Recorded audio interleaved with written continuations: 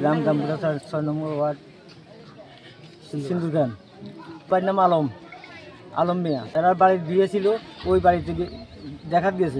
রুবেল তার শ্বশুর বাড়িতে গেছে তার বিয়ের অনুষ্ঠানে। হ্যাঁ, ইয়ার আগের দিন চিটাগাং থেকে আসছে, আসার পরে বিয়ের অনুষ্ঠানে গেছে। রাত ফারি ফারি কার্য হয়েছে। আমি সমুনের দোকানে আসলাম, চা দোকানে। তারা এখান থেকে আবার রুবেলের বউয়ে আর রুবেলের বাইরায় এখান থেকে লইয়া গেছে। শিমঙ্গল থেকে ফোন আইছে রুবেল মারা গেছে। তো আমি চিন্তা করলাম আসলে রুবেল কেমনে মারা গেলে, দৌড়ি আমি কেন আইয়ে শুনলাম যে রুবেল মারা গেছে, এমনি এমনি ঘটনা।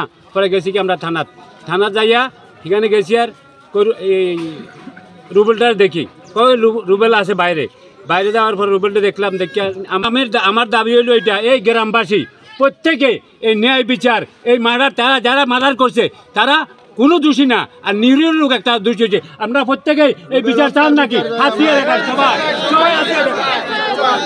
বুঝছেন নি? আপনার নামটা কি? আমার নাম আব্দুল হক। আমার নাম মোহাম্মদ আব্দুর রহিম। যে বাড়িতে ঘটনা হয়েছে ওই বাড়িতে মনে করেন যে নাজমা বেগম, এনার স্বামীর নাম হচ্ছে রুবেল। মিছিল চট্টগ্রাম, 7 তারিখে আসছে, 10 তারিখে বিয়ের দিন রাত্রে ওনারা মারা গেছে। স্ত্রী মনে করেন ওনারে মারছে, মারার পর আলমকে থানাত মামলা দিয়ে তারে আটক করে। তারা বক্স বাজিয়ে আমার বাড়ির সামনে দিয়ে বাজাই দিয়ে রাখছে, আর তারা ভিতরে ঝগড়া করে দরজা লাগাইয়া খুলছে না। তারপরে আমার বোনে লাত্তি মেরে দরজা খুললে দেখে আমার বাইক অজ্ঞান হয়ে রয়েছে।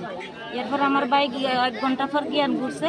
আমার বাড়ি জিজ্ঞেস করে যে তোমার কি হয়েছে? হ্যাঁ, কইতেছে যে আপু আমি পরে বলবো। একথাই আমার বাড়ি শুধু বলছে, আর কিচ্ছু বলছে না। এরপরে তারা চিনচি নিয়ে লইয়া যায়, আর আমি দৌড়ে আইছি দেখতাম।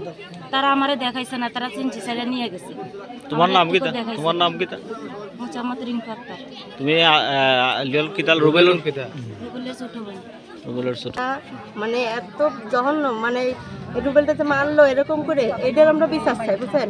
কারণ কিসের জন্য? রুবেল তো নির্দোষ মানুষ, আর এই যে আলম এটা যে একদম নির্দোষ মানুষ, নিজেরা মারিয়ে নিজেরাই ইয়া করে মামলা দেয়।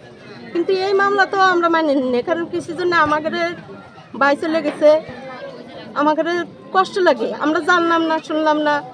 রাত 8টার সময় তারা ঘরের ভিতরে কিছু মারধর করছে। মারধর করার পর তার বাড়িটাই গেছে।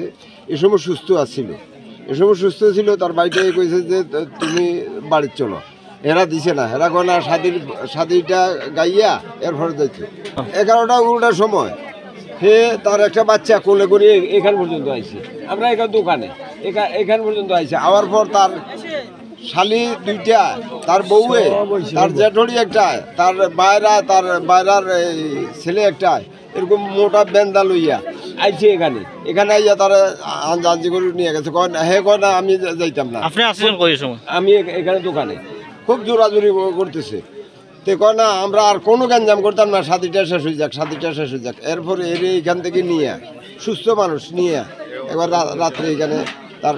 আচ্ছা, আপনারা প্রতিবেশী জানেন কি না রুবেল মারা গেছিল? কয়টার সময় জানছেন?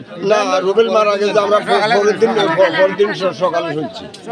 এরা সাইড করি মারিয়া ল্যাম্পটা অবস্থায় কমল দিয়ে ভাসাইয়া নিছে, কেউ জানাইছেও না।